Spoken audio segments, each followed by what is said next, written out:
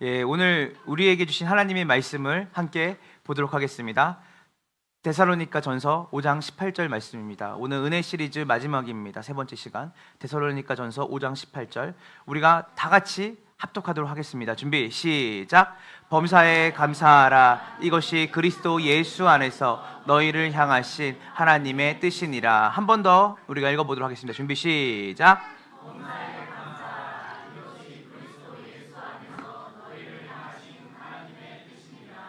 아멘입니다.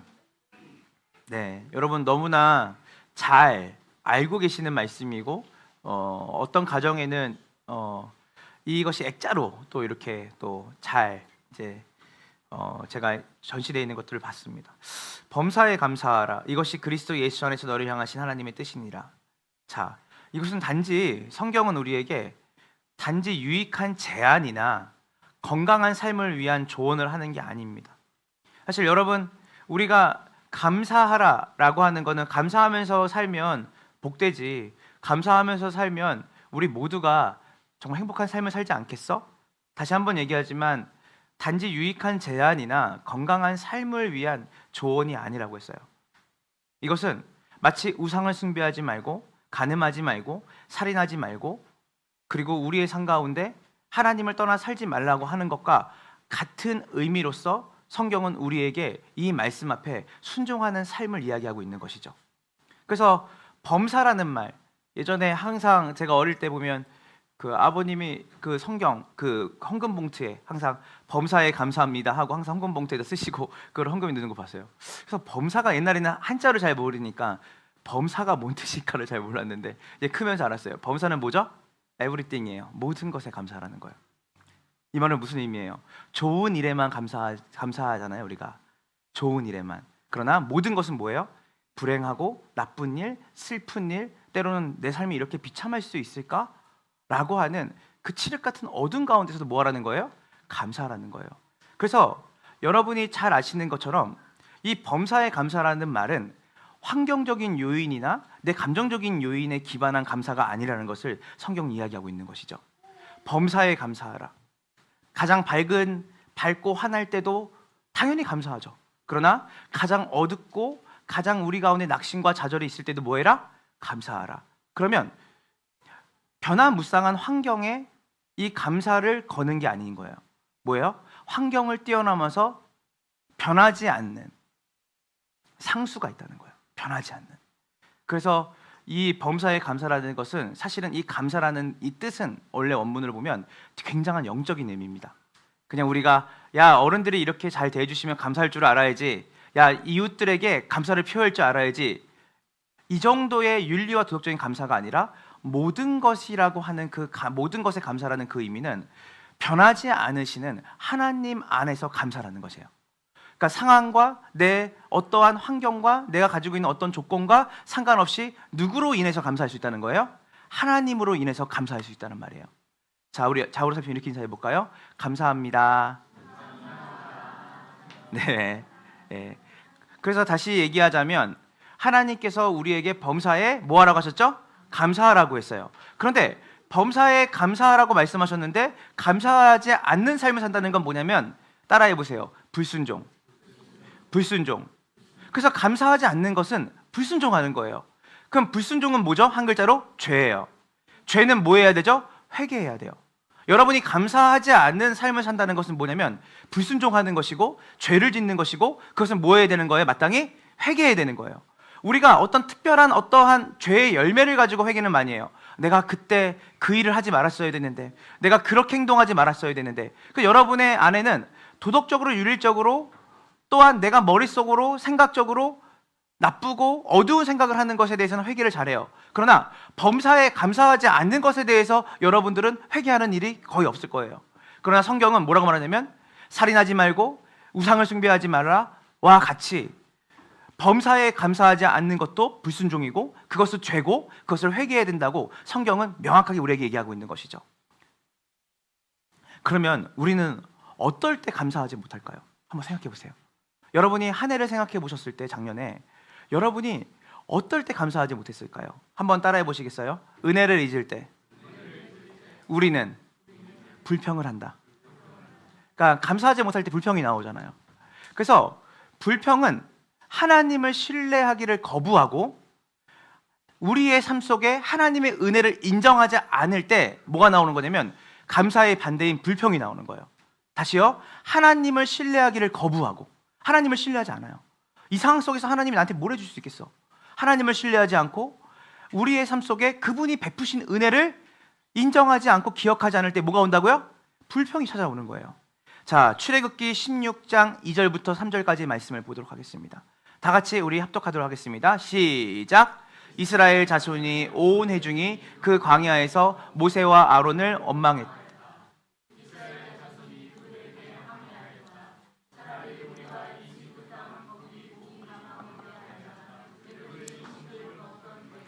누가 우리를 주님의 손에 넘겨주어서 더 좋을 뻔하였습니다. 그런데 당신들은 지금 우리를 이 광야로 끌고 나와서 이 모든 회중을 다 굶어 죽게 하고 있습니다. 아멘. 자, 이스라엘 백성들이 출애굽을 했어요. 그들이 쉽게 말해서 우리가 한번 비슷한 역사가 있잖아요. 일제의 강력한 치하 속에서 억압당하고 강요당하고 그 비참한 삶을 살아가는데 사실은 이들이 하나님의 은혜로 우리 민족이 구원을 받았다고 생각해 보세요. 근데 그것보다 더 강력하게 하나님이 역사하셔서 이들이 구원에서 나왔으면 그 해방에 대한 기쁨, 자유에 대한 기쁨과 하나님이 이루신 일에 대해서 감사를 해야 되잖아요. 그것뿐만이겠어요? 하나님께서 그들을 뭘로 인도하셨죠? 밤에는 불기둥과 낮에는 구름기둥으로 하나님이 이들의 여정을 인도하셨어요. 그리고 뭐예요? 배가 고프다고 하니까 뭐예요? 하늘에서 만나를 하나님께 내려주셨어요. 홍해바다도 하나님이 이집트 백성들이 잡으러 왔을 때 홍해바다를 가르셔서 이들을 뭐 하셨죠? 구원하셨어요. 여러분 감사해요? 안 감사해요? 감사한데 오늘 이들이 뭐 때문에 불평하는지 보세요. 뭐가 먹고 싶었어요? 고기를 먹고 싶었어요. 맞아요. 밥을 먹고 싶었어요. 고기를 너무 먹고 싶었어요. 그래서 이들이 우리가 그 고기 가마 곁에서 있었는데 배불리 음식을 먹었는데 그러니까 비틀어진 과거에 대한 회상이 나오는 거죠. 이들이 언제 고기를 배불리 먹었겠어요. 간간히 먹었겠죠. 일을 열심히 해서 노역을 하다가. 근데 이들이 지금 뭐 때문에 불평을 하냐면 하나님의 은혜를 잃어버리니까 지금 현재 자신들이 갖고 싶은 것, 자신들이 원하는 것을 누리지 못하니까 뭐가 나오는 거예요? 불평이 나오는 거예요. 그런데 여러분 생각해 보세요. 우리가 아까 제가 이야기했던 것처럼 이들이 출애굽해서 하나님의 은혜를 잊어버리니까 지금 가지지 못하는 것에 대해서 불평하기 시작하잖아요. 근데 그 불평의 핵심에 뭐냐면 고기가 있었어요. 고기. 그래서 우리가 앞에 은혜를 얘기하지 않고 이 부분만 보면 어떤 생각이 드냐면 고기 먹고 싶다면 하나님 고기 달라고 할 수 있지. 그렇지 않아요? 여기 여러분들 살면서 하나님 저한테 이 부분을 좀 주시면 안 되겠어요? 하나님 이 부분만 좀 더 있으면 좋겠어요. 이런 기도 할 수 있잖아요. 그런데 하나님이 이스라엘 백성들이 고기를 먹고 싶다고 하는데 하나님이 이스라엘 백성들에 대한 그 고기를 달라고 하는 고기를 먹고 싶다고 하는 그들의 이야기에 대한 하나님이 반응을 하시는데 이게 사뭇 되게 심각하게 반응을 하시는 거예요. 민수기 11장 20절입니다. 우리 함께 보도록 하겠습니다. 준비 시작.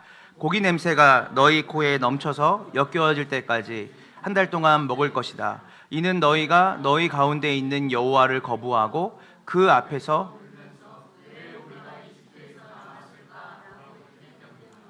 네.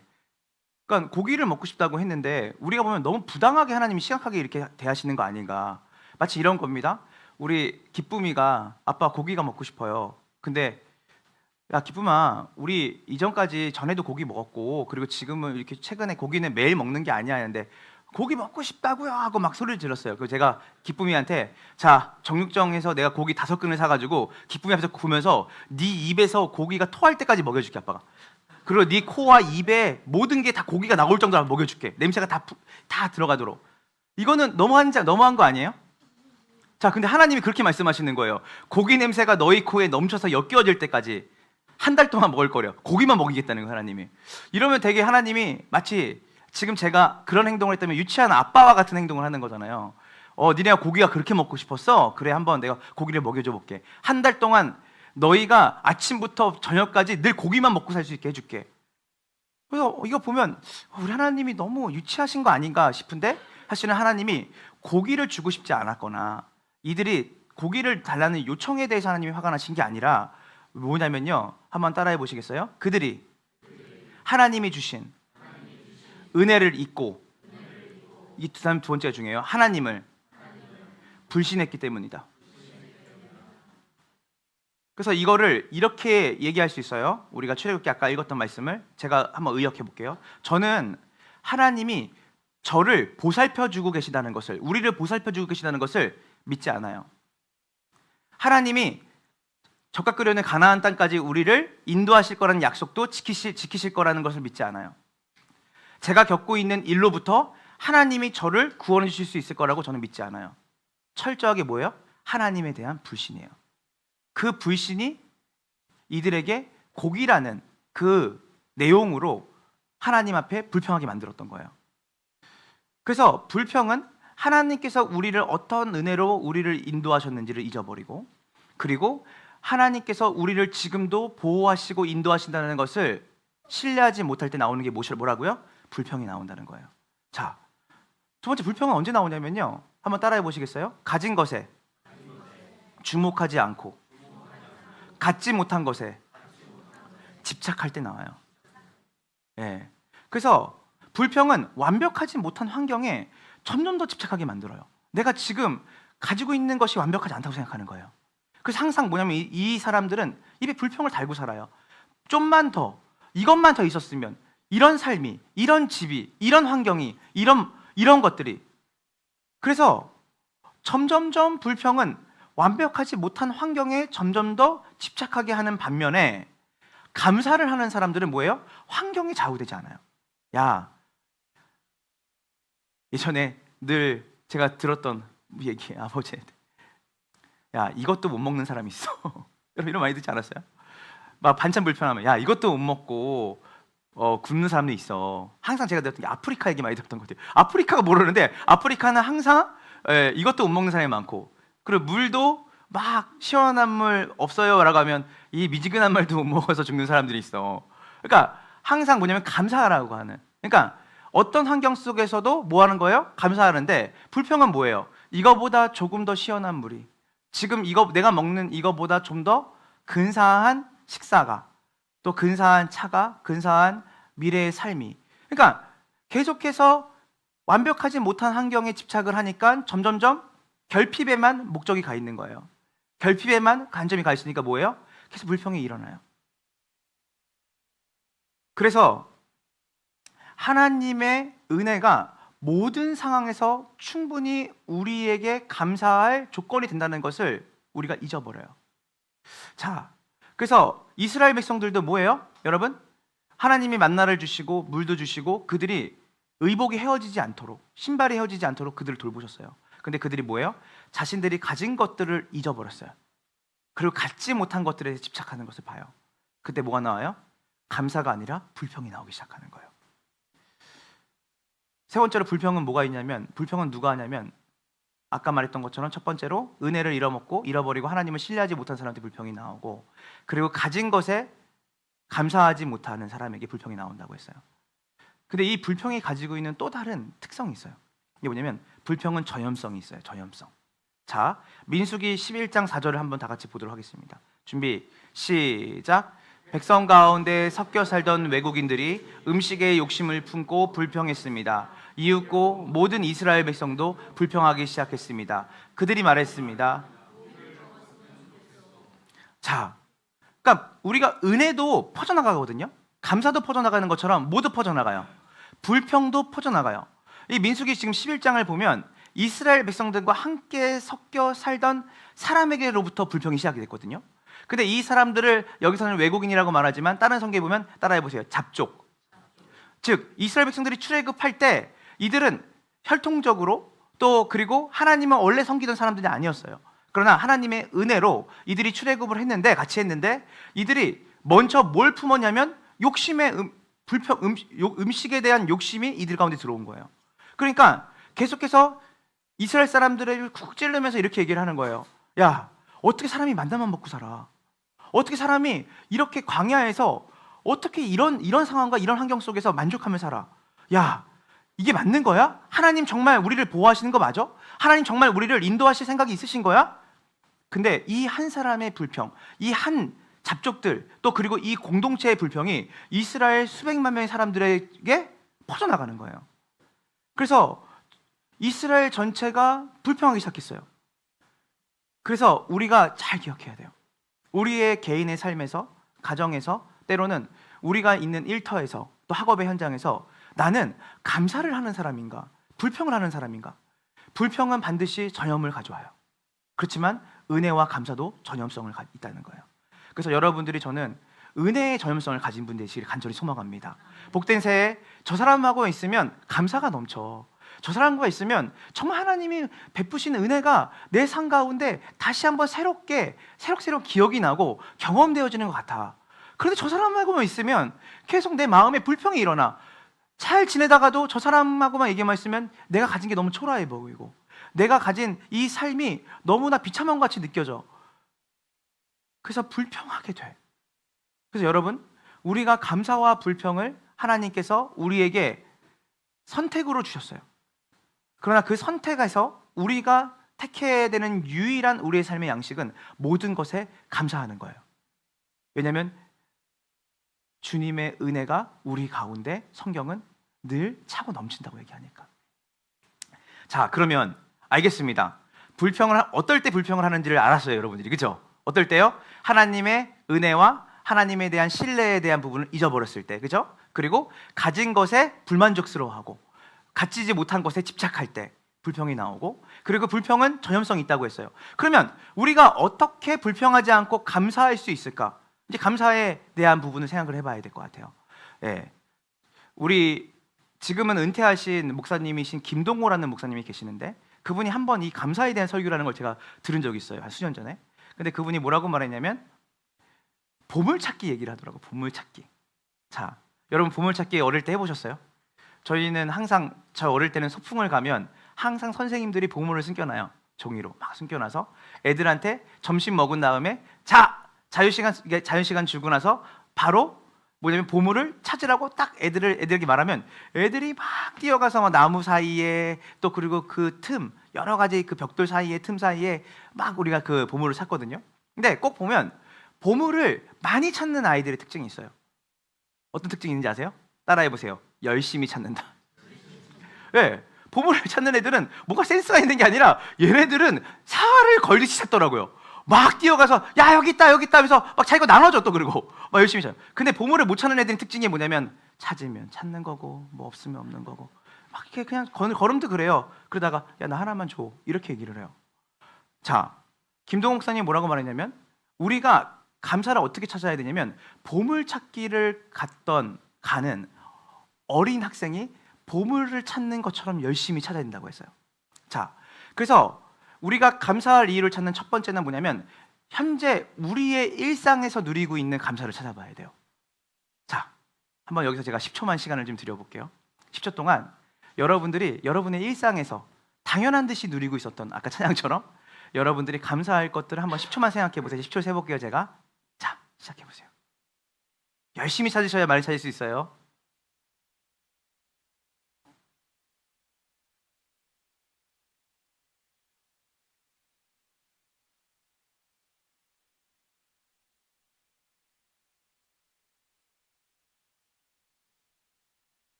네.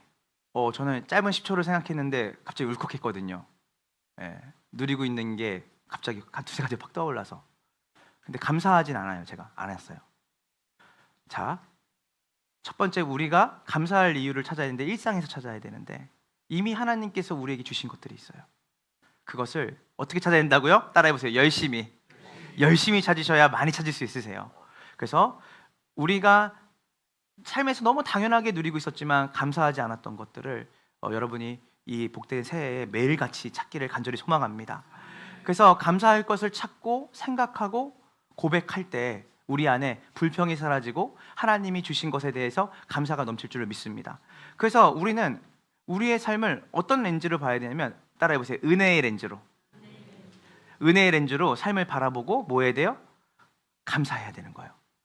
그래서 여러분들이 따라해보세요. 다시 한 번 더. 은혜와 불평이 공존할 수 없고 감사와 불평이 공존할 수 없다.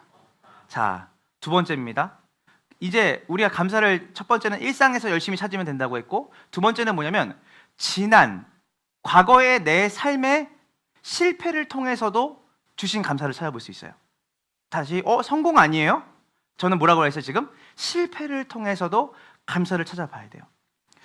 제가 이 교회에 개척하기 전에 있던 교회, 또 그 전전에 있던 교회, 그러니까 지금 제가 8년도에 첫 전도사 사역을 했거든요. 그때 갔던 교회가 어떤 교회냐면 기도를 진짜 많이 하는 교회였어요. 근데 그 교회에서 1년에 한 번 24시간 기도를 해요. 여러분 24시간 기도 해보셨어요? 안 해보셨으면 말을 하지 마세요. 24시간 기도를 했는데, 말이 24시간이지 그렇게 기도를 한 번도 해본 적이 없으니까 너무 생소한 거예요. 자, 그래서 일단은 오후 5시에 모여서 그 다음날 오후 5시까지 기도를 하는 거예요. 근데 처음에는 이제 성도들도 신청을 해가지고 늘 한 20명에서 30명 사이가 그 24시간 기도회를 참여하는데, 사역자들은 필수였어요, 무조건. 그래서 이제 기도를 하는데, 그래 기도하자 했는데 한 3시간 반 정도, 4시간 되니까 더 이상 뭘 기도해야 될지 모르겠는 거예요. 진짜 그 먼지만한 것들도 다 끌어다가 기도를 했는데 4시간을 못 넘기겠더라고. 그래서 그 다음부터는 머릿속에 5만 가지 생각이 드는 거예요. 기도는 또 사역자니까 기도 열심히 해야 돼요. 왜냐면 성도들이 보고 있으니까. 근데 4시간이 지나니까 20시간이 남았는데 기도할 게 없는 거예요. 4시간도 진짜 열심히 했거든요. 주대 했는데, 그러다가 하나님이 저한테 문득 은혜를 주셨어요. 어떤 마음이냐면, 남은 시간 동안에 다른 생각하지 말고 과거의 네 삶을 한번 이렇게 되새기는, 그러니까 한번 반추해보는 시간을 좀 가지면 어떻겠냐 해서, 제가 계속 기억력을, 제가 어디까지 내가 과거를 생각할 수 있나 했더니 1988년도가 생각나더라고요. 그때 제가 초등학생이었는데, 저학년이었는데, 그때 여러분 호돌이라고 있었거든요. 그 88 서울올림픽 때 호돌이였는데 제가 기억이 나요. 호돌이 티셔츠를, 하얀 티셔츠에다가 호돌이 그려져 있는 거를 제가 선물을 받았어요. 받아가지고 그거 너무 자랑했던 기억. 그리고 88 올림픽 그거를 아버지하고 삶은 계란 삶아가지고 같이 먹으면서 그거 봤던 기억들. 그리고 친구들이 가면 다 88 서울올림픽 막 팽이 들고 막 팽이치기 하고 막 이런 여러 가지의 일들이 막 생각나면서 제가 흐뭇하게, 맞아, 그때 기억이 난다. 그래서 이렇게 천천히 이렇게 오고 88년, 89년도, 90년도 막 이렇게 오다가, 제가 가장 기억하고 싶지 않았던 어떤 한 삶의 그 부분이 저에게 딱 왔어요. 그러니까 아버지가 사업하다 부도가 났을 때였어요. 그래서 우리가 굉장히 집안의 가세가 기울었을 때, 기울어가지고 진짜 이렇게 누나하고 내가 이 사춘기를 보낼 수 있을까라고 하는 그런 생각들을 했던, 그런 가장 가난했던 그 시절 됐는데, 그거를 딱 그때까지 딱 오다가 잘 오다가 웃으면서 오다가 거의 딱 보니까 눈이 확 떠졌어요. 떠지다가 이거는 빨리 넘어가야겠다 하고 또 다시 이제 또 갔어요. 시간을 가는데 이번에는 수능을 봤던 그때로 갔어요. 수능을 보고 이제 원했던 대학이 있는데 원했던 대학을 가지 못했어요. 그래서 거기에서 1학년을 다니면서 굉장히 학교를 다녀야 될 그런 어떤 낯을 그렇게 찾지 못하는, 그래서 그때도 눈을 다시 감았어요. 감았던 눈을 떴어요. 그래 또 넘어갔어. 그래서 이렇게 가고 있는데, 갑자기 그러면서 이제 제가 거의 40대까지 온 거죠. 40대 금방까지 온 거예요. 30대 이제 중반을 넘어서 이렇게 온 거예요. 그때 제가 다시 이제 그렇게 하니까 한 4시간이 갔더라고. 그 4시간 동안 엄청 빨리 많이 이렇게 생각한 거죠. 그러다가 이제 멍하니 또 앉아 있는데 갑자기 하나님이 저한테 또 은혜를 주신 거예요. 뭐냐면, 지난 시간에 대한 기억을 한 거에서 제가 어둡고 힘들었던 기억은 빨리 삭제하고 넘어왔는데, 하나님이 저한테 기도하는데 이런 마음을 주셨어요. 너 아버지 부도 나서 너 인천에 왔을 때 너 그래서 어디 갔니? 했더니, 우리 누나하고 제가 신앙생활을 진짜 열심히 언제 했냐면 인천에 와서 열심히 했거든요. 그때 그 갔던 교회, 아버지가 부도난 것만 생각하고 막 힘들었던 걸 생각하니까 너무 힘들고 어두웠던 그 기억이 빨리 갔으면 좋겠는데, 아버지가 부도가 나서 제가 인천에 있는 모 교회에 가서 거기서 우리 아내를 만났더라고요. 네. 그러니까 제 평생의 친구자, 동역자를 제가 거기서 만난 거예요. 그래서 부도가 난 것만 생각하고 힘들었던 거 생각했는데 그 힘들고 어려운 시간을 통해서 갔던 교회에서 제 아내를 만나고 거기서 우리가 결혼을 약속하게 되는, 부도와 바꿀 수 없는 더 큰 은혜가, 하나님의 은혜가 거기 있었던 거죠. 그리고 제가 아까 말했죠. 수능 보고 그 학교 말고 딴 데 가고 싶었는데 그 학교에 있었다고. 근데 그 학교에서 여기 있는 사역자 대부분을 만났어요. WG가 시작하게 됐고 여기 있는 또 사모님들도 만나게 되고. 그래서 제가 그 생각이 나니까 또 2시간 동안 펑펑 울면서 기도를 했어요. 감사해서. 하나님 정말 실수가 없으셨군요. 하나님, 우리는 가장 칠흑같이 어둡고 깜깜했다고 하는 그 시간에도 하나님의 은혜는 여전히 그 시간을 통해서 저를 빚어가고 하나님의 선하신 뜻 안에서 저를 인도하고 계셨군요. 자, 한번 또 생각해 볼게요. 지난 여러분의 삶 속에서 가장 불평했던 일들이 있었을 거 아니에요. 그때 원했던 그 직장, 원했던 그 학교, 때로는 그 선택, 여러분들이 만약에 내가 그때 그 선택을 하지 않았더라면 그 후회감에 있었던 그 불평할 만한 일이 있었을 거예요. 여러분 삶 가운데 한번 이 시간 잠깐 한번 생각해 봤으면 좋겠어요. 내가 그때 진짜 그것만큼은 내가 진짜 지워버리고 싶었던 그 불평할 만한 것들. 다시 또 10초를 드릴게요.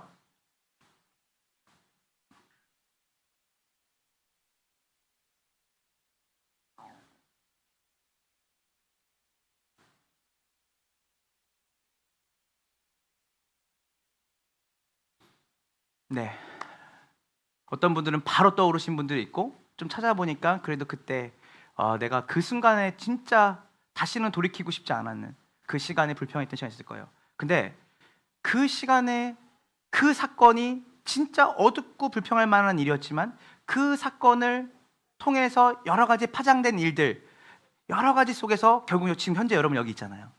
그러면 여러분, 만약에 그것을 불평하기 전에 그 일을 통해서 하나님의 은혜가 무엇을 이루셨는지 한번 생각해 보세요. 그리고 무엇을 이루실지를 한번 생각해 보세요. 전능하시고 전지하신 우리 아버지 하나님은요, 우리가 어떠한 일을 잘못 선택하든 무슨 일을 겪든지 그 일을 다 은혜로 다루실 수 있다고 성경은 얘기를 해요. 그래서 모든 것이 협력해서 뭘 이루는 거예요? 선을 이루는 거예요. 믿으십니까? 내가 그렇게 원했던 결혼 상대 이 사람이었는데, 그래서 지금 남편이 있는 거예요.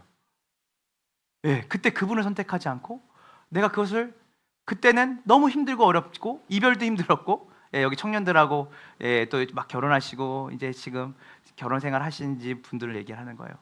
또 모든 분들, 우리는 항상 후회고 흑역사라고 생각했던 그것이 결국은 궁극적으로 하나님의 은혜로 우리를 인도하신다라고 하는 가장 큰 강력한 증거가 됨을 우리가 믿으시길 간절히 소망합니다. 자, 로마서 8장 28절입니다. 로마서 8장 28절 준비 시작. 신자들을 또한 그 아들의 형상을 본받게 하기 위하여 미리 정하셨으니 이는 그로 많은 형제들 중에서 맏아들이 되게 하려 하심이라. 8장 28절입니다. 제가 읽어드릴게요. 준비 시작. 우리가 알거니와 하나님을 사랑하는 자 곧 그의 뜻대로 부르심을 입은 자들에게는 모든 것이 선을 이루니라. 모든 것이 협력하여 뭐 한다고요? 선을 이뤄요. 선. 그래서 우리가 감사하지 않았던 날, 제가 최근에 읽은 한 책에서 어떤 게 있냐면, 묘비에다가 이런 묘비에 글을 남겨주세요. 저한테 제 죽음의 묘비 앞에. 그게 뭐였냐면, 하나님, 제가 살면서 감사하지 않았던 날들을 용서하소서. 왜냐하면 되돌아보니까 하나님께서 모든 것을 협력하여 선을 이루셨다는 것을 이제 죽기 전에 알게 된 거예요. 그때는 불평과 원망으로 자리매김했던 그 시간이 오히려 나를 다듬고 성숙시키고, 오히려 하나님의 가장 빛나는 역전을 지금 자기가 죽음을 앞두고 보니까 하나님의 선하신 손길에 미치지 않는 곳이 하나도 없다는 것을 깨달으니까 그 상황에 내가 감사하지 않았던 날들, 모든 날들을 주님 용서해 주세요. 회개가 나오는 거죠. 그래서 우리가 바라는 상황이 아닐 때도 우리가 은혜를 깨닫고 당신의 은혜, 우리의 모든 은혜가 항상 감사할 이유가 된다는 것을 알도록 우리에게 하나님 오늘 이 시간 은혜를 주시옵소서. 지금 가장 어둡고 비참한 삶 속에서 살아가는 분들 여기 분명히 있을 겁니다. 이거보다 지금 힘들 수 있을까 내 삶이? 근데 여러분, 지금은 우리는 아무것도 몰라요. 그러나 한 가지 확실한 것은 범사에 감사하셨던 그분이 모든 것, 에브리띵이에요. 슬픈 일이든 기쁜 일이든 모든 일들을 결국 뭐예요? 그분이 은혜로 다루셔서 결국 그분이 자녀된 여러분들을 은혜의 강에 멋지게 띄우시는 그 날이 있을 줄로 믿습니다. 이것은 제 얘기가 아니라 하나님 말씀하신 거예요. 범사에 감사하라, 모든 것을 협력하여 선을 이루실 하나님을 뭐해라? 신뢰해라. 그러면 지금 이 상황도 우리가 뭐 할 수 있어요? 감사할 수 있어요. 저는 다 알지 못하겠어요. 이런 일이 왜 이루어졌는지. 그러나 하나님 이 모든 것을 은혜로 다루신다라고 하는 하나님의 약속을 뭐합니다? 신뢰합니다. 자, 우리가 또 한 가지 우리가 살펴봐야 될 은혜가 있는데요. 그게 뭐냐면 따라해 보세요. 약할 때 강해지는 은혜. 그러니까 오늘날 이 시대는 어떤 시대냐면 우리의 장점을 부각시키라 그러고 약점을 감춰야 한다고 얘기해요. 그래서 항상 저도 그렇게 많이 듣고 배우고 자란 것 같아요. 학교에서도 네가 잘하는 거를 잘 드러내고 약점은 말하지도 말고 감추고 살아. 그래서 우리는 누군가가 나에게 비판을 하거나 누군가 나의 약점과 한계를 얘기하면 잘 인정하지 않아요. 우리 모두가 그런 마음들이 있는 것 같아요. 근데 성경은 뭐라고 말하냐면 우리의 한계와 약함을 뭐하라 그러냐면 따라하세요. 인정하라. 그래서 우리 모두 자신의 한계에 대한 진실을 직면하는 순간들이 올 때 그것에 대해서 난 아니야, 나는 그런 사람 아니야, 나는 원래 이런 사람인데 왜 그렇게 쳐다봐, 그게 아니라 내가 가지고 있는 약점과 한계를 직면하는 그 경험이 우리 가운데 하나님께서 반드시 은혜로 주신다는 거예요. 근데 그것을 주실 때 뭐해라? 따라하세요. 인정하라. 자, 제가 그 동남아에 약 반년 정도 아이들 데리고 살 때, 우리 아내랑 살 때 우리 선우가 모기에 물렸어요. 모기에 물렸는데 맨 처음 볼거리인 줄 알았는데 나중에는 이게 여기까지 타고 올라가는 어떤 심각한 병이었던 거예요, 이게. 그래서 나중에는 이게 여기까지 빵빵해져서 뇌까지 올라갈 수 있는. 그래서 거기에 있는 그 섬에 있는 가장 큰 병원을 갔더니 바로 이제 전신 마취하고 수술을 해야 된다는 거예요. 내버려 두면 고름이 머리까지 차니까 그럼 위험하다고. 그래서 이제 선우를 이제 병원에 갔는데 이게 일단 의료 시설이 한국이 정말 잘 돼 있잖아요. 근데 여기 가니까 아이 전신 마취할 일인가라고 생각을 했는데 전신 마취를 그때 선우가 이제 만으로 한 살이 한 살. 그러니까 너무 애기예요. 애기고 지금 생각해 보면 너무 애기처럼 우리가 생각하지 않았던 것 같기도 해요. 근데 너무 애기죠. 애기인데 얘를 막상 병원에 가니까 전신 마취해서 수술을 여기 째가지고 수술을 한다고 하니까 마음이 어렵고, 그리고 여기서 이 의료 시설이 한국에 비해서 너무 낙후되어 있어 보이는데 여기서 수술하면 어떻게 돼? 그래서 한국으로 돌아가야 되나 하는데 그때 코로나가 터진 거예요. 그래서 만약에 한국 갔다가 나가면 다시 들어올 수 있는 길이 없을 수 있다는 생각 때문에 기도하다가 거기 한인교회 목사님이랑 같이 기도하다가 여기서 수술 받는 걸로 결정을 하고 우리가 수술했는데, 일단은 아이가 공복을 만들어야 되니까 공복을 만들어야 되니까 아이를 이제 데리고 밤에 한 8시간 9시간을 제가 아이하고 둘이 있었고 나머지 애 둘이 있으니까 아내가 집에서 애 둘을 보고 병원에서 선을 했는데 잠이 안 오는 거예요. 그래서 애를 안고 거기는 진짜 밤 되면 깜깜하거든요. 그 병원에 진짜 낯선 땅에서 아이를 안고, 진짜 여기 있는 사람들은 다 말레이 사람들이죠. 근데 얘를 안고 이렇게 걷는데 마음에 뭐 알지 못하는 그 감정이 막 올라오더라고요. 너무 미안하고 애를 괜히 여기까지 데려와서. 그리고 혹여나 얘가 전신 마취를 하고 뭐 어떻게 하다가 좀 일이 생기지 않을까라는 두려움이 생기기도 하고. 그때 처음으로 제가 뭘 느꼈냐면 내가 이 아이를 할 수 있는 것이 아무것도 없다라고 하는 철저한 무력감이 제 안에 있었어요. 안 받게 할 수는 없고 또 받게 하는데 내가 이 아이를 위해 해줄 수 있는 게 있다 없다? 없다는 걸 느꼈어요. 그런데요, 제가 그렇게 그때 찍어놓은 영상이 있거든요. 선우야 이렇게 해봐 하면 선우가 막 이렇게 흔들고 이렇게 하고, 그리고 저도 이렇게 병원복 입은 선우 안고 그래 지금 우리가 이렇게 선우가 이렇게 수술합니다. 이렇게 막 이렇게 하다가 이제 몇 바퀴 도는데 1시간 동안 계속 걸었어요. 얘 안고 이렇게 걷다가 하는데 갑자기 문득 제가 이런 얘기를 했어요. 선우야 여기 엄마도 없고 누나들도 없고 아빠하고 너하고 둘밖에 없네. 제가 그 영상에 그렇게 얘기를 해요. 근데 갑자기 그 얘기하는데 갑자기 제가 눈물이 왈칵 나는 거예요. 왜냐하면 가장 무기력하고 한계가 저한테 딱 느껴지는 그 순간에 하나님이 가장 가깝게 우리 둘 사이에 있더라고요. 그래서 선우야, 근데 여기 하나님이 계시네. 우리가 하나님이 여기 계시는 건 몰랐다. 근데 뭐냐면 가장 무기력하고 한계를 직면하는 그 순간에 가장 멀게 느껴졌던 그 하나님이 가장 가깝게 내 삶 가운데 있다는 것을 경험하는 시간이었어요. 그래서 하나님 뭐라냐면, 하나님 너무 무섭습니다. 하나님, 이 아이가 여기 와가지고 지금 코로나 때문에 한국에 들어갈 수 없는 상황이고 여기서 전신 마취하고 수술을 하는데 의사들이 거주하면서 여기 병원에 있으면서 전담으로 있는 게 아니에요. 여기는 그냥 마치 돌아다니면서 그 수술이 있으면 호출 받아가지고 와가지고 수술하는 이런 시스템이거든요. 그러니까 이 의사에 대한 신뢰도 크지 않고, 근데 하나님이 우리 선우의 아버지가 된다는 것을 그때 제가 믿게 됐어요. 신뢰하게 됐어요. 단 한 번도 내가 정보는 가지고 있었지만 그것을 믿지 않을 때 하나님이 가장 한계가 있고 내가 무기력할 때 하나님이 함께 계시다는 걸 느끼는 거죠. 그래서 한번 따라해 보겠어요? 나의 철저한 무기력함이 하나님의 온전한 능력을 경험하기 위해 반드시 필요한 전제 조건이다. 다시 한번 얘기하지만 우리는 강함을 칭송하고 약함을 비난하는 문화 속에 살고 있어요. 야, 약함을 드러내지 마. 야, 무기력하다는 걸 드러내지 마. 늘 네가 세련되고 프로페셔널하다는 것을 보여줘. 우리는 그 속에서 스펙주의에 빠지게도 되고 우리가 얼마나 탁월한 사람인지를 나타내고 드러내야 한다라고 하는 문화 속에 살고 있어요.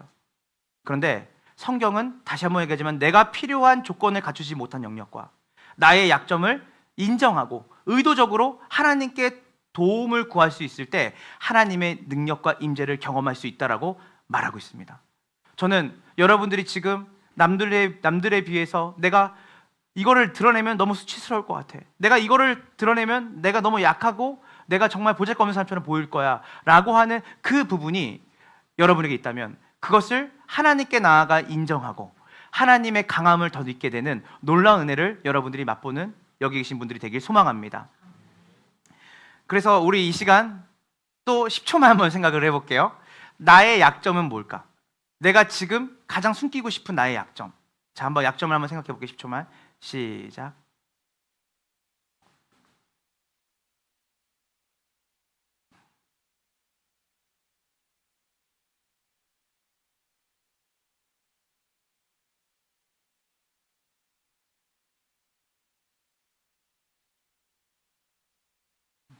네, 어떤 분들은 그 두려움이 약점일 수 있고 나는 모든 일에 두려움을 잘 느껴. 그리고 나는 예를 들어서 학벌 자체가 약점일 수도 있어요. 내가 이거는 드러내지 말아야지.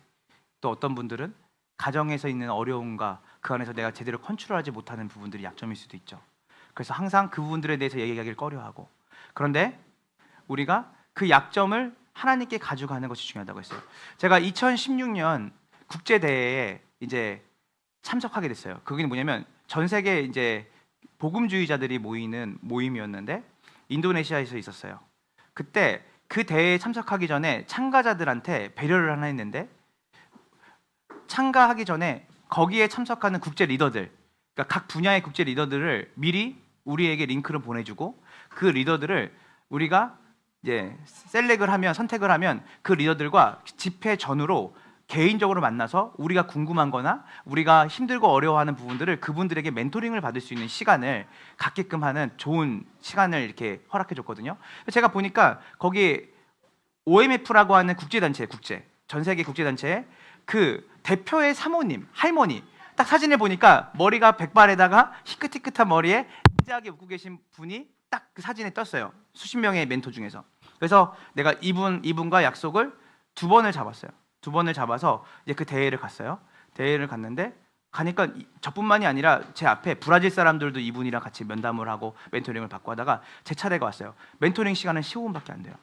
그래서 내가 어떤 마음이 있었냐면, 자, 내가 이분을 만나면 멘토링을 받는 게 아니라 내가 이 국제대회에 올 만한 자격이 있다는 것을 이 사람에게 멋지게 얘기해 줘야겠다. 나는 어떤 사역을 하고 내가 어떻게 젊은 날을 잘 준비하면서 여기까지 왔는지를 얘기를 해야겠다. 약점을 드러내는 생각 안 했어요. 나는 그만한 자격이 있고 좋은 리더라는 걸 보여주고 싶었어요. 그래서 이분 앞에 딱 섰는데 이분이 저에게 먼저 물었던 게 뭔지 아세요? 이미 제 정보는 가지고 있으니까 결혼하셨네요? 제가 네, 결혼했어요. 첫째 아이 이름이 뭐예요? 제가 첫째 아이 이름을 댔어요. 지금 뭐 이렇게 보니까 뭐 부모님 다 살아 계시죠? 그러니까 저한테 뭘 물어보냐면 제가 누군지에 대해서 물어보시더라고요. 그래서 제가 이번에 질문하길래 막 대답을 하는데 그렇게 15분이 끝났어요. 나는 한마디도 내 사역에 대해서, 내 강점에 대해서 얘기 못했는데 그냥 내가 가지고 있는 그냥 오장석이라는 사람의 주변과 내가 어떤 위치에 있는지만 물어보고 끝내더라고요. 그래서 그 다음날 15분을 또 이제 허락받아가지고 이번만큼은 내가 가지고 있는, 왜냐면 준비를 많이 해가지고 왔거든요. 영어로 진짜 제 사역을 다 받아가지고 달달 외워가지고 갔어요. 딱 치면 내가 어떤 사역하는지 영어로 다 알 수 있게. 근데 딱 갔는데 이분이 저한테 뭐라고 말했냐면, 만나자마자 형제님 안녕하세요. 지금은 이제 80이 되실 것 같아요. 형제님 안녕하세요. 어제도 우리 만났는데요. 형제님 보니까, 제가 정보를 보니까 사역을 진짜 많이 하고 계시네요. 그러면 저한테 뭐라고 말했냐면, 많이 지치시겠어요. 그러니까 요즘 마음의 상태가 어떤지 저한테 얘기해 주려고 하는데, 제가 뭐라고 말했냐면, 제 마음이 너무 슬퍼요. 그리고 저 너무 힘들어요. 그러니까 어제 15분이 저한테 그 영향을 줬던 것 같아요. 너무 힘들고 지치고 제가 어디까지 해야 될지도 모르겠고, 그리고 둘째는 이번 달 지금 여기 대회 기간에 언제 태어날지도 모르는 그 시간에 제가 여기 와 있었거든요. 기쁨이가 그 주간에 태어날 수 있다라고 했는데, 결국 아내가 제가 돌아온 날 기억하는 날 아이를 낳았어요. 아내가 자기가 참았다 그러더라고, 됐다 그러더라고, 남편 오면 낳으려고. 근데 제가 그 마음도 얘기했어요. 내가 여기 왜 있어야 되는지도 모르겠고, 저는 거절할 줄 잘 모르는 것 같아서 누가 맡기면 다 그렇게 뛰어왔던 것 같아요.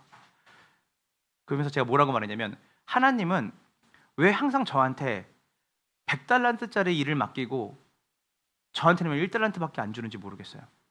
저는 1달란트밖에 할 수 없는 사람인데 하나님은 늘 제 삶에 100달란트의 일을 맡기시는 것 같아요. 늘 제 한계를 넘어서 일을 맡기시는 것 같아요. 그래서 하나님 너무 부당하다고 생각이 들어요. 그래서 제가 얘기를 하다가 이분의 무릎팍에 엎드려서 울었어요. 그랬더니 이분이 채팅을 이렇게 탁탁 하더라고요.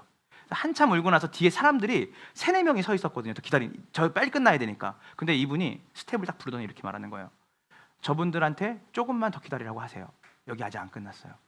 저한테 제가 다 울 때까지 기다리시더라고요. 제가 다 일어나니까 제가 멘토링을 해야 되죠 하는데, 두 번째 마지막에 만남에 이분 멘토링을 할게요. 하나님이 왜 1달란트밖에 없는 형제한테 100달란트의 일을 맡기시는지 아세요? 하나님이 99달란트를 하나님께 나와서 구하라고. 하나님 나 1달란트밖에 없다는 걸 인정하고 모든 걸 가지고 계신 하나님에게 하나님 저 99달란트가 부족해요. 하나님 주세요. 라고 기도하라고, 그렇게 하나님 저한테 100달란트 일을 맡겼다는 거예요. 저는 제 국제 컨퍼런스는 그걸로 끝났습니다. 정말 자유함이 있더라고요.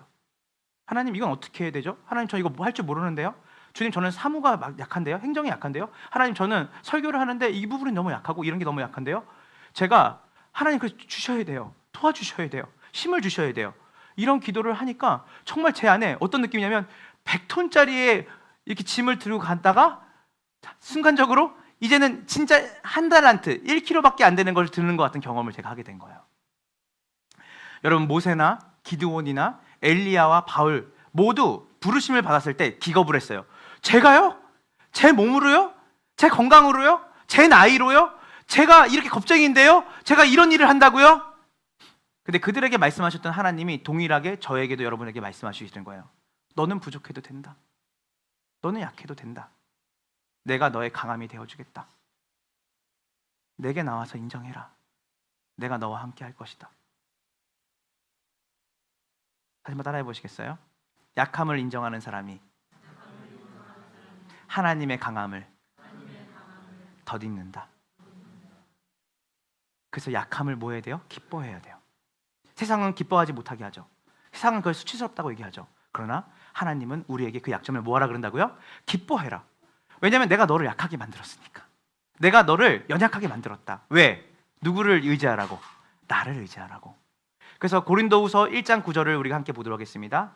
고린도후서 1장 9절입니다. 준비 시작. 느낌마저 들었습니다. 그러나 이렇게 된 것은 우리 자신을 의지하지 않고 죽은 자를 살리시는 하나님을 이게 누가 했던 거냐면 우리가 말했던 사도 바울이 했던 얘기예요. 마음속으로는 사망 선고를 받았다는 느낌까지 들 정도로 이 마음에 어려운 거예요. 아, 내가 여기서 죽는구나. 그런 마음까지, 깊은 우울함이지 않겠어요? 그런데 바울이 뭐라고 말해요? 그러나 이렇게 된 것은 우리 자신을 의지하지 않고 누구를 의지하게 하라고요? 죽은 자를 살리시는 하나님을 의지하도록 하나님이 이 약함을 나에게 주셨구나라고 바울은 고백했다는 거예요. 그래서 우리가 약함을 인정할 때 하나님의 은혜가 내 삶에 흘러 들어오고, 나의 약함은 하나님의 은혜를 경험하는 축복이 되는 줄을 믿으시기를 소망합니다. 그래서 여러분이 약함이 있다, 내가 지금 연약하다, 그러면 그 연약함을 기뻐하세요. 왜냐하면 연약함이 여러분을 누구에게로? 하나님을 의지하고 하나님께 나아갈 수 있는 길을 내기 시작할 겁니다. 그래서 약함은 축복이다 라고 생각할 수 있어요. 이제 마지막입니다. 하나님의 이 은혜, 우리가 그 하나님께 감사할 수 있는 그 은혜는 모든 것을 협력해서 선을 이룬다고 아까 제가 얘기를 했잖아요. 자, 여러분이 처한 그 어떠한 최악의 상황 속에서도 하나님은 은혜로 자신의 선을 우리 가운데 이루신다. 이것을 신뢰해야 된다고 얘기를 했잖아요. 제가 신뢰해야 돼요. 그래서 우리가, 맞아요, 하나님 모든 것을, 최악의 상황 속에서도 하나님이 저를 선하게 인도하실 것을 믿어요. 근데 그 선이 누가 정의하는 선일까요? 여러분이 정의하는 선이 있을 거예요. 주님, 이 환경이 이렇게 바뀔 거라고 제가 믿어요. 여러분이 원하는 선이 아니라 하나님이 생각하시는 선이 뭔지가 중요하겠죠. 왜냐하면 그분이 우리를 선으로 인도하셨는데 그분이 생각하는 선을 알아야 여러분들이 모든 것이 협력하여 선을 이뤘다는 그 선을 정의할 때, 여러분이 뒤돌아봤을 때 나에게 선이 이루어졌구나라는 걸 얘기할 수 있다는 거예요. 그럼 그 선이 뭔지를 살펴봐야 되겠죠. 고린도후서 7장 10절입니다. 고린도서 7장 10절 준비 시작. 때때로 우리 삶 속의 슬픔을 사용하여 우리가 죄에서 떠나 영생을 추구하도록 도와주신다. 자, 이 말은 이겁니다. 하나님은 우리의 고통 속에서, 우리의 슬픔 속에서 역사하셔서 우리를 어디로 하냐면요, 하나님께로 더 가까이 이끄신다는 거예요. 그러니까 우리의 슬픔과 아픔과 고통과 실패가 우리를 어디로 이끄신다고요? 하나님을 더 가까이 경험할 수 있는 자리로 인도하신다는 거예요. 자, 그래서 여러분 한번 생각해 보세요. 저는 지금 이 이야기가 여러분 대부분에게, 여러분들이 정말 예수님 믿는다면 일어났다고 생각을 합니다. 그리고 일어날 거예요. 믿기 어려울 정도로 힘든 일을 겪으면 전에는 알지 못했던 예수님을 비로소 새롭게 발견하게 돼요. 내가 전에는 이 하나님만 알고 있었는데 고통과 고난을 통해서 최악의 상황을 경험하니까 그 슬픔을 어떤 사람에게 내놓을 수가 없는 거예요. 내가 누구도 의지할 수 있는 사람이 없는 거예요. 그러니까 뭐예요? 하나님께 나아가 기도하게 돼요. 슬픔 속에서, 고통 속에서. 근데 그 가운데서 뭘 경험하게 돼요? 하나님의 사랑과 은혜를 풍성하게 경험하게 되는 놀라운 경험으로 하나님이 우리를 인도하신다는 거예요. 그래서 고린도후서의 7장에 바울은 말하는 거예요. 하나님은 우리 삶 속의 슬픔과 고통을 통해서 우리가 죄에서 떠나서 하나님께로 나아가 하나님과의 친밀한 교제로 나아갈 수 있도록 하신다는 거예요. 이게 첫 번째 선이에요. 여러분들이 지금 여러분이 원하는 선이 아니라 하나님이 포기하지 않고 이루시는 가장 중요한 선 중에 하나는 뭐냐면, 여러분과 하나님이 친밀한 교제를 하기 원하세요. 만약 여러분이 어떤 일 때문에, 그 일 때문에 내가 예배를 나와야겠다, 내가 그 일 때문에 기도를 해야겠다 라고 한다면 이미 하나님께서 여러분에게 가장 베스트이신 하나님과의 관계 속에 여러분을 초대하시는 거예요. 그 일 때문에. 그래서 하나님의 손이 아니라 하나님과 가까이 되어지는 그 선을 하나님이 이루신다는 걸 믿으시길 간절히 소망합니다. 그래서 우리에게 일어난 최악의 일이 결국은 우리에게 가장 좋은 일이 돼요. 왜냐하면 그것이 우리를 누구에게로 이끌었기 때문에, 하나님께로 이끌었기 때문이에요. 자, 두 번째입니다. 따라해보세요. 예수를 닮게 하는 선. 로마서 8장 29절입니다. 로마서 8장 29절 준비 시작.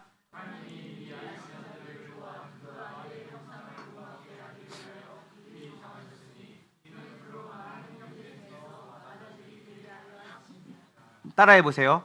하나님의 은혜는 우리 삶의 부서진 조각들을 모두 조합하여 우리가 더욱 예수님을 닮아가게 하신다. 그래서 그 힘들고 어려운 일들을 통하여서 우리의 인격이 다듬어져요. 참을성 없는 사람이 정말 인내를 가지려면 어떻게 되는지 아세요? 참을성 없이 행동했던 것 때문에 벌어지는 어떤 참사 때문에 그가 인내를 배우게 돼요. 사랑을 알지 못했던 사람이 사랑을 배우는 길은 내가 가장 고통 가운데 있을 때 누군가가 나에게 베푸는 사랑을 통해서 사랑을 받을 때 어떻게 힘이 생기는지를 경험하게 돼요. 하나님의 궁극적인 목적은 여러분 세상이 말하는 성과 달라요. 여러분을 예수님의 성품으로 빚어가시는 그 일에 하나님이 관심이 있으세요. 궁극적으로 모든 것이 협력하여 선을 이루게 할 거예요. 여러분은 하나님과 가장 가까운 존재가 되실 거예요. 그리고 여러분은 예수님을 닮은 성품으로 이 땅 가운데 빛과 소금으로 하나님이 살아가게 만드실 거예요. 지금 여러분에게 어떤 일이 있을지, 그리고 어떤 일이 있는지, 어떤 일이 있었는지 저는 잘 몰라요. 그러나 하나님의 은혜의 물줄기가 여러분을 감싸고 궁극적으로 여러분에게 하나님의 선을 이루실 건데, 그것은 여러분이 하나님과 가장 친밀한 교제를 누리고 하나님의 뜻대로 예수님을 가장 가깝게 많이 닮은 성품으로 여러분의 성품을 빚어가시는 일을 하나님이 여러분의 삶 가운데 지금도 하고 계시다는 거예요. 말씀을 마무리합니다. 우리는 항상 이유가 뭔지를, 무엇 때문인지를 찾죠. 왜 그런 일들이, 왜 내가 지금 고기를 왜 못 먹지? 이거 왜 논리적으로 하나님 설명해 보세요. 왜 우리에게 만남만 주는 거예요? 왜 고기를 안 주시는 거예요?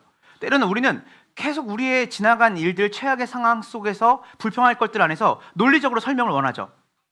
그런데요, 성경은 우리에게 이 일이 우리에게 이루어지고 이 일이 우리에게 왜 일어났는지에 대한 목적, 무엇을 위한 것인지에 더 초점을 맞춰요.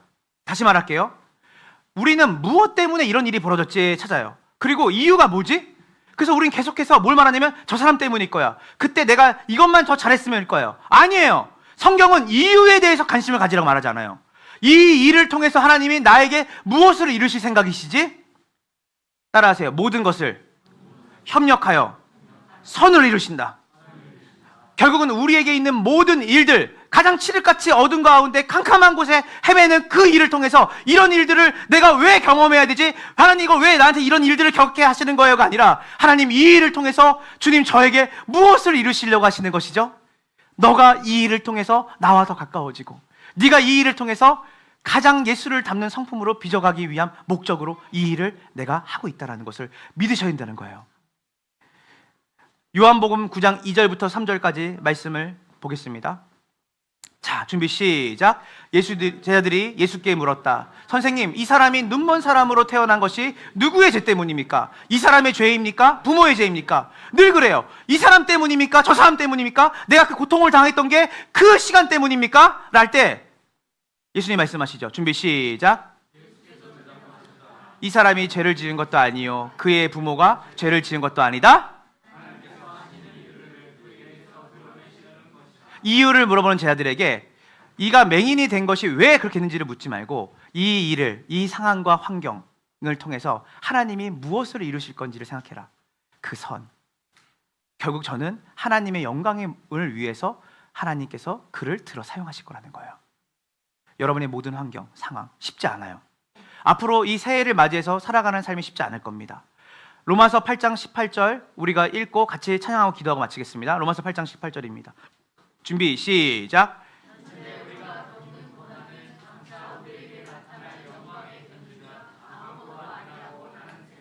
자, 멈춰주세요. 바울이 뭐라고 말했냐면 현재 우리가 겪는 고난, 사실 이게 뭔지 알아요? 바울은 타락한 세상 속에서 살아가는 자기의 삶을 기쁨이다, 행복이다 말하지 않았어요. 자기의 삶 전체를 뭐라냐면 suffering, my life is suffering이에요. 나의 삶 자체가 뭐다? 고난이다. 나의 삶 자체가 뭐다? 고통이다. 여러분 그렇지 않아요? 인생은 쉽지 않아요. 앞으로도 쉽지 않을 겁니다. 저도 쉽지 않더라고요, 사는 게. 그리고 누가 나한테 인생을 정해라 그러면 인생은 고해라고 말할 수 있을 것 같아요. 그런데 여기와 같이 우리가 정해야 되는 또 다른 정의가 있어요. 그게 뭔지 알아요? God is good이에요. 인생은 너무나 힘들고 어려운데 바울이 말해요. 장차 그러나 현재 있는 고난, 내 삶은 고난이 맞다. 그러나 하나님은 선하시는데 그 하나님이 어떻게 했냐면 지금 우리에게 나타나 있지 않지만 앞으로 우리를 빚어가시고 나타나게 하시고 나를 세워가실 하나님의 영광에 변주면 지금 있는 고난은 아무것도 아니라고 생각합니다. 여러분, 저는 여러분한테 솜사탕을 주고 싶진 않아요. 왜냐면 그 솜사탕은 금방 녹거든요. 여러분, 인생이 정말 험난하고 힘듭니다. 불평할 게 많아요. 그러나 궁극적으로 여러분 기억하셔야 될 거예요. 이거 비교급이잖아요. 이것에 비하면 이것은 아무것도 아니라고 나는 생각해요. 왜냐면 이 모든 시간, 지금 여러분에 있는 모든 어려움, 과거에 있었던 모든 어려움, 지금도 현재 진행될 수 있죠. 저는 그것이 쉽다고 말하고 싶지 않아요. 저도 저에게도 쉽지 않죠.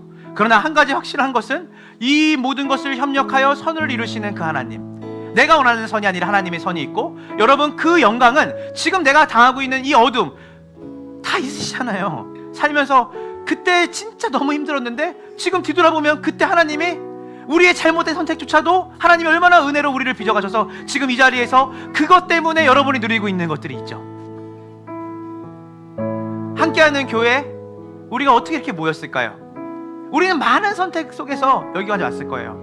그러나 우리가 한 가지 확실한 건 뭐냐면 주님이 우리를 인도하셔서 여기 왔다는 거예요. 이번 새해 여러분 2024년도에 고난과 같은 삶이 있을 겁니다.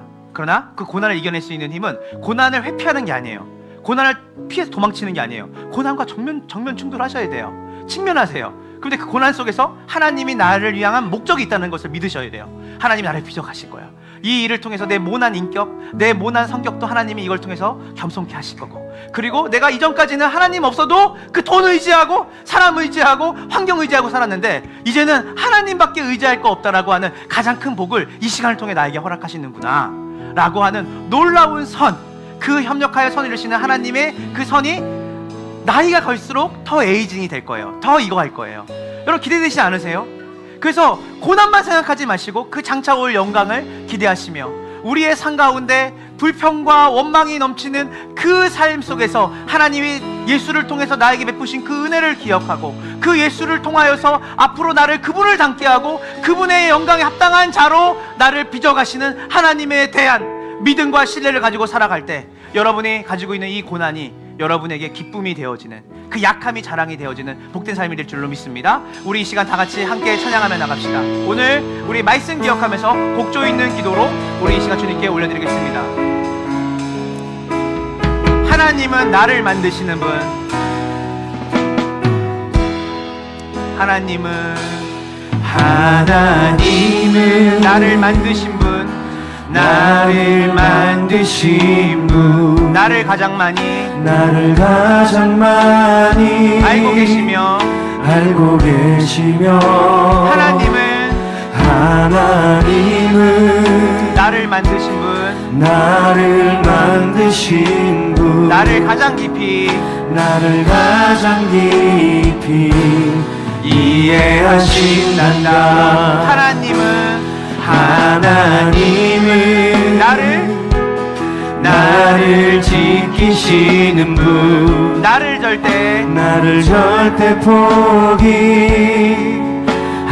않으며 하나님은 나를 지키시는 분, 나를 쉬지 않고 지금은 다 이해가 안 될 수 있어요. 그러나 그의 생각 셀 수 없고 그의 자비 무궁하며 그의 성실 날마다 새롭고 그의 사랑 끝이 없단다. 우리 2절을 시작합시다. 하나님은 우리 자신을 원하시죠. 나를 원하시는 분, 이 세상 그 무엇 그 누구보다 하나님은 나를 원하시는 분, 가장 좋은 선이죠. 그분이 나와 같이 있고 싶어 하신단다. 하나님은 우리를 인도하시죠. 하나님은 이것을 신뢰하세요. 나를 인도하는 분 광야에서도 폭풍 중에도 하나님은 나를 인도하는 분 푸른 초장으로 인도하신단다. 우리의 작은 머리로는 그의 생각 셀 수 없고 그의 자비 무궁하며 그의 성실 날마다 새롭고 그의 사랑 끝이 없단다. 주는 내 맘을 보시고 볼 수 없는 상처 만지시네.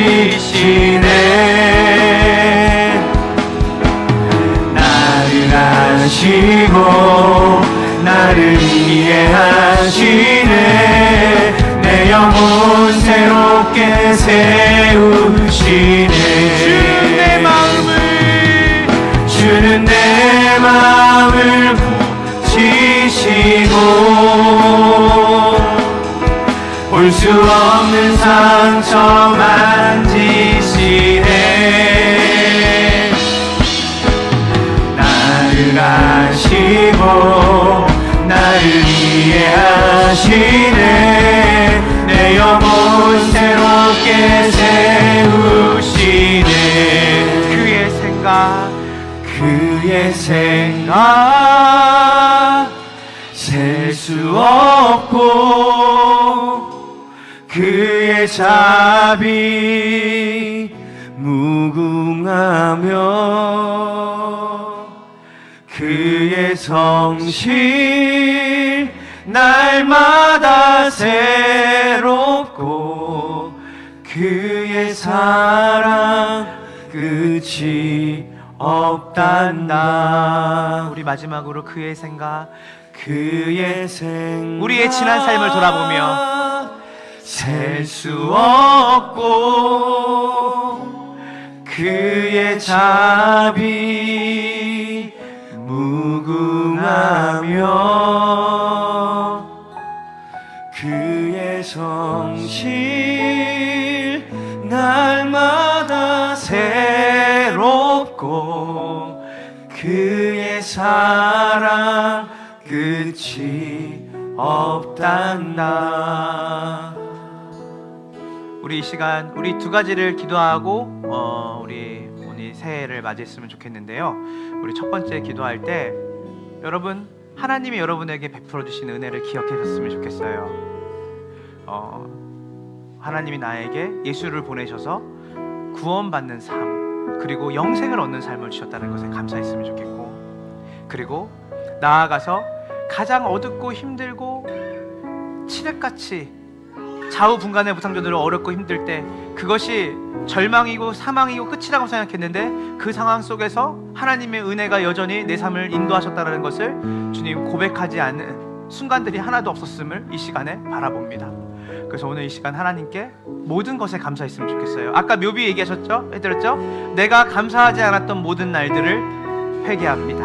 우리는 이 시간 하나님 앞에 우리의 모든 전 삶을 되돌아보고 그리고 앞으로 하나님이 이루실 일들을 기대하며 우리 모든 것에 감사하는 오늘 복된 우리 설 연휴 주일이 되길 소망합니다. 우리 다 같이 감사하며 주님께 우리 감사기도 올려드리며 나갑시다.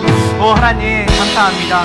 오늘 말씀을 통하여서 모든 것에 감사할 수 있는 일, 하나님 그 시간이 있었기에 우리가 예수를 닮아가는 여정을 주님 갈 수 있었습니다. 그 시간이 있었기 때문에 우리의 신앙을 새롭게 할 수 있었습니다. 여전히 하나님 부족하고 여전히 하나님 바뀌지 않는 같은 현실 속에 있지만 이 속에서 나의 인격을 다듬으시고 나의 삶 가운데 가장 좋은 것은 가장 좋으신 하나님과 예수님과 동행하고 그 예수님을 닮아가는 여정으로 인도하실 주님을 신뢰합니다. 하나님 그때 모든 게 끝났다라고 생각했던 그 실패의 순간에서도 그것이 하나님의 선이 이루어지는 과정 속에서 인도해 주시니 감사합니다. 악한 것제가 때로는 우리의 죄성이 잘못 선택하고 비뚤어지게 선택했던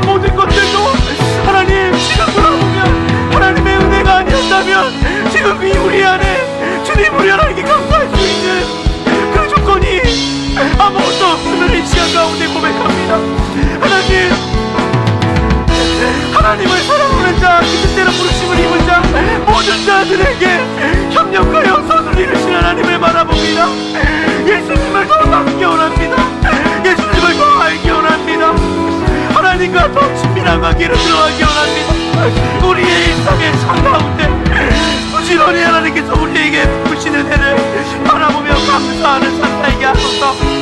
하나님이 주신 것에 감사하게 하시고 나아가서 하나님이 지금까지 나를 인도하셨으니 우리 가정을 인도하셨으니 앞으로도 우리 가정을 멋지게 인도하실 것을 하나님 믿습니다. 하나님 믿습니다.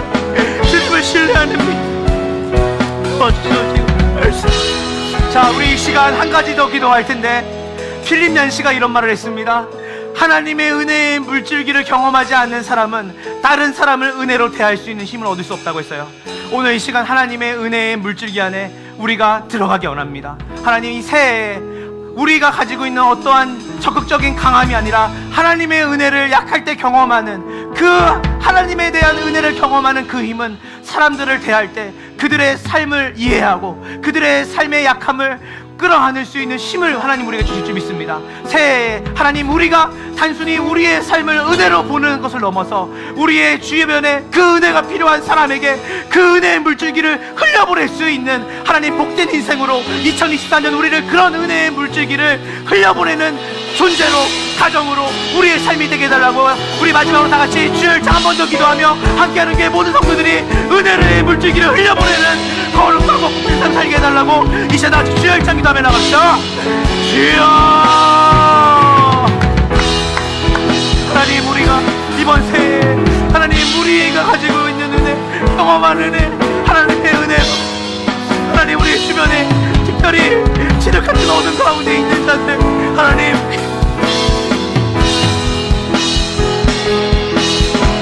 하나님 그들을 은혜로 대할 수 있는 님, 감사로 대할 수 있는 님, 하나님 불평과 원망으로 그들의 마음과 그들의 삶이 자리지 않도록 하나님의 선하심, 하나님의 은혜를 그들에게 전할 수 있고 그 사람들을 회복하는데 쓰임받는 모든 일에 감사하는 삶, 환경과 상황을 넘어서 하나님 안에 감사할 수 있는 은혜의 삶으로 우리 주변에 있는 사람들에게 은혜를 전염시킬 수 있고 그들을 주님 아름답게 그 어둠 가운데서도 빛대신 하나님의 은혜가 흐르고 있다는 것을 하나님 말로 삶으로 위로와 격려를 전할 수 있는 복된 함께하는 교회 성도들 되게 하여 주시옵소서.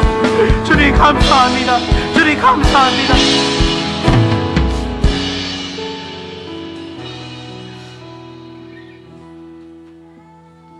오 하나님 감사합니다. 새해를 맞이하는 복된 주일에 하나님 우리에게 1월 1일을 넘어서 이 구정을 맞이해서 새롭게 우리를 은혜 앞에 재갱신할 수 있는 힘과 은혜 주셔서 감사합니다. 하나님, 우리의 결단이 매일같이 매 주일마다 하나님의 은혜의 풍성이 들어가 그 풍성이 누리는 은혜를 또한 우리 주변에 흘려보내기로 하나님 우리가 늘 결단하고 우리의 삶을 우리의 원망과 불평의 렌즈로 보는 것이 아니라 하나님의 은혜의 렌즈로 우리 일상의 삶을 바라보고 또한 앞으로 우리에게 주실 이 복된 1년을 하나님의 은혜의 렌즈로 하나님께서 우리를 어떻게 어떤 목적으로 하나님이 우리를 이루어가실까 성경은 명확히 말합니다. 네가 나와 더 가까워질 것이다. 네가 나를 닮아가는 복된 인생이 될 것이다. 하나님 그 아름다운 선으로 우리를 빚어가실 하나님을 바라봅니다. 찬양합니다. 하나님 잠시 잠깐 살아가는 우리 인생 가운데 세상이 중요하고 대단하다는 가치가 아니라 모든 만물을 다스리시고 창조하시고 우리를 구원하신 그 하나님이 가장 귀하다라고 말하는 그 가치, 예수 그리스도를 알아가고 닮아가며 그분이 우리 인생의 전부가 되어주시는 그 복된 삶으로 살아가는 우리의 모든 경전과 같은 인생이 되어질 수 있도록 인도하여 주시옵소서. 하나님 우리에게 은혜를 주신 이유는 은혜가 필요한 사람에게 우리를 보내시기 위해서 은혜를 주신 줄 믿습니다. 하나님, 이 우리가 받은 은혜, 우리가 주님과의 관계에서 누리고 있는 이 은혜가, 이 감사가 하나님, 특별히 불평과 원망 가운데 그 자리를 잡고 살아가는 사람들에게, 그 칠흑 같은 어둠과 상황과 환경 속에서도 여전히 하나님의 은혜가 그들 가운데 있음을 고백하고 경험하고 그것을 전할 수 있는 우리가 그들에게 하나님의 은혜를 나타낼 수 있도록 하나님 인도하여 주시옵시고, 그런 증인으로 그 은혜의 수원지가 되어서 하수와 같이 그 은혜를 흘려보낼 수 있도록 우리에게 믿음과 용기와 한없는 은혜를 올해 1년 동안 강력하게 부어 주시옵소서. 3주간 은혜의 말씀을 같이 들었습니다. 하나님, 복음의 일꾼으로 삼으셔서 감사하고요.